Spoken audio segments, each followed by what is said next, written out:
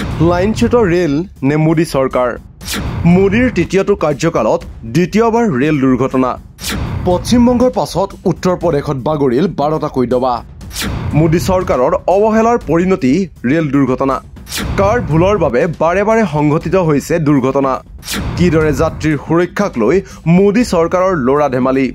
পুনৰ আন এক ৰেল দুৰ্ঘটনাই জুকাৰি গৈছে সমগ্ৰ দেশ কাঞ্চনজংঘা এক্সপ্ৰেছৰ ভয়াবহ দুৰ্ঘটনাৰ পাছতেই এইবাৰ ডিব্ৰুগড় অভিমুখী ৰেল পতিত হ'ল দুৰ্ঘটনাত কিন্তু প্ৰশ্ন উঠিছে কাৰ ভুলৰ বাবে বাৰে বাৰে দুৰ্ঘটনাত প্ৰাণ হেৰুৱাইছে নিৰীহ যাত্ৰীয়ে উত্তৰ প্ৰদেশৰ গুণ্ডা জিলাত সংঘটিত এই ৰেল দুৰ্ঘটনাত বৰ্তমানলৈকে দুগৰাকীৰ মৃত্যু ঘটিছে আৰু কেইবাগৰাকী আহত হৈছে নৰেন্দ্ৰ মোদীৰ তৃতীয়টো কাৰ্যকালত সংঘটিত হোৱা দ্বিতীয়টো ভয়ানক ৰেল দুৰ্ঘটনাৰ পাছতে পুনৰ এতিয়া বহু প্ৰশ্ন উত্থাপন হৈছে বুলেট ট্ৰেইনৰ সপোন দেখুওৱা মোদী চৰকাৰে সাধাৰণ ৰেল যাত্ৰীকে সুৰক্ষা প্ৰদান কৰাত ব্যৰ্থ হৈছে দেশত আজিও ৰেলত থাকিবলগীয়া অত্যাধুনিক সুৰক্ষা ৰক্ষা কৱচৰ ব্যৱস্থা নাই মোদী চৰকাৰ শাসনলৈ অহাৰ পাছৰে পৰাই ভাৰতবাসীক দেখুওৱা হৈছে বুলেট ট্ৰেইনৰ স্বপ্ন লোকেল পেছেঞ্জাৰ বন্ধ কৰি প্ৰৱৰ্তন কৰা হৈছে বন্দে ভাৰত ট্ৰেইন দ্ৰুতগতিৰ বন্দে ভাৰতৰ সুদৃশ্য ভিডিঅ' নিতৌ প্ৰকাশ পাইছে কিন্তু সমানেই দুৰ্বিষহ হৈ পৰিছে ৰেল যাত্ৰা যাত্ৰী অনুপাতে ৰেল নথকাত সমগ্ৰ দেশত হাহাকাৰ পৰিস্থিতিৰ সৃষ্টি হৈছে তাৰ লগতে আছে দুৰ্ঘটনাৰ আশংকা কিন্তু কিয় ভাৰতীয় জনজীৱনৰ লাইফলাইন হিচাপে পৰিচিত ৰেলৰ এই দুৰ্দশা কাৰ ভুলৰ বাবে ৰেল যাত্ৰীৰ নিৰাপত্তা দুহোৱা হৈ পৰিছে প্ৰথমতে চাওক ৰেল মন্ত্ৰী অশ্বিনী বৈষ্ণৱৰ এটা পুৰণি ভিডিঅ' কেনেদৰে ৰেলৱে ট্ৰেকত অটোমেটিক সুৰক্ষাৰ ব্যৱস্থা কৰা হৈছে তাৰ বৰ্ণনা দিছে ৰেল মন্ত্ৰীগৰাকীয়ে कवच एक ऑटोमेटिक ट्रेन प्रोटेक्शन की टेक्नोलॉजी है इसमें क्या होता है मान लीजिए दो ट्रेन हैं दोनों ट्रेन अगर सेम ट्रैक पे अगर बाई चांस गलती से भी आ गई तो पास में आती है उससे पहले कवच उसमें ब्रेक लगा देगा और उनको रोक लेगा तो एक्सीडेंट नहीं होएगा मान लो एक ट्रेन के पीछे दूसरी ट्रेन जा रही है तो इस केस में पीछे वाली ट्रेन एक सेफ डिस्टेंस पे रहनी चाहिए अगर बाई चांस किसी भी कारण से ट्रेन अगर नजदीक आती है तो पीछे वाली ट्रेन में तुरंत कवच उसमें स्पीड कम कर देगा और उसमें ब्रेक लगा देगा जैसे रेड लाइट है तो रेड लाइट के पास में जैसे ही ट्रेन पहुंचे उससे पहले उस ट्रेन का कवच अपने आप उसे स्पीड को कम कर देगा कम करके उसको रेड लाइट से पहले रोक लेगा कोई गेट आ रहा है तो उस गेट के पास जैसे ही ट्रेन पहुंचे बाई चांस अगर ड्राइवर ने विसल नहीं बजाई तो भी कवच उसमें ऑटोमेटिकली विसल बजा देगा तो ये एक ऐसी फैसिलिटी है जिससे यात्रियों की सुरक्षा में बहुत ही बड़ा बदलाव आएगा प्रधानमंत्री जी का जो विजन है कि हमारे साधारण मानवी के जीवन में ऐसा परिवर्तन आए जो परिवर्तन उनके जीवन में एक बहुत बड़ा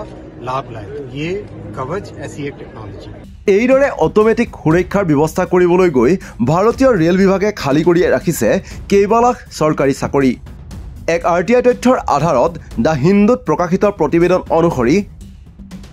ভাৰতীয় ৰেলত খালী 2,74,580টা পদ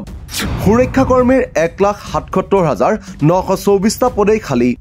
অৰ্থাৎ পৰ্যাপ্ত কৰ্মচাৰী নোহোৱাকৈ চলি আছে ভাৰতীয় ৰেল সেৱা তাতকৈ ভয়ংকৰ কথাটো হ'ল সুৰক্ষা ব্যৱস্থাৰ লগত জড়িত 1,77,000 পদ এতিয়াও খালী হৈ আছে যাৰ বাবে ৰেলৱে ট্ৰেকত বাৰম্বাৰ শুনা গৈছে মৃত্যুৰ কিৰিলি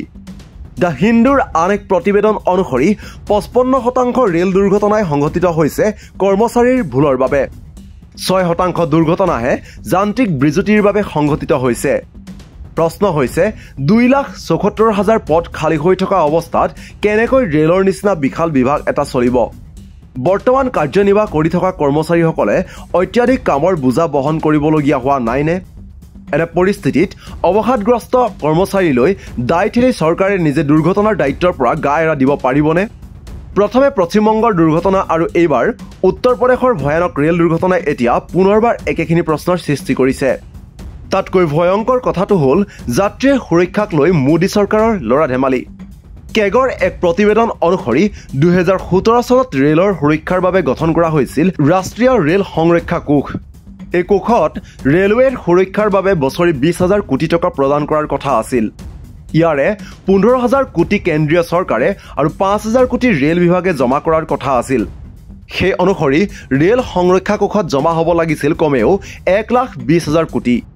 কিন্তু ৰেল সুৰক্ষাৰ নামত 2019-20 বৰ্ষত ব্যয় কৰা হৈছে মাত্ৰ 1004 কোটি টকা। এয়াই হৈছে যাত্ৰী আৰু ৰেল সুৰক্ষাৰ প্ৰতি মোদী চৰকাৰৰ দায়বদ্ধতা। কেৱল সেয়াই নহয়, ৰেল ট্ৰেকৰ মেৰামতিৰ ধনো বছৰি কৰ্তন কৰা হৈছে। 2018-19 বৰ্ষত ৰেল ট্ৰেক মেৰামতিৰ বাবদ আবণ্টন দিয়া হৈছিল 9607 কোটি টকা।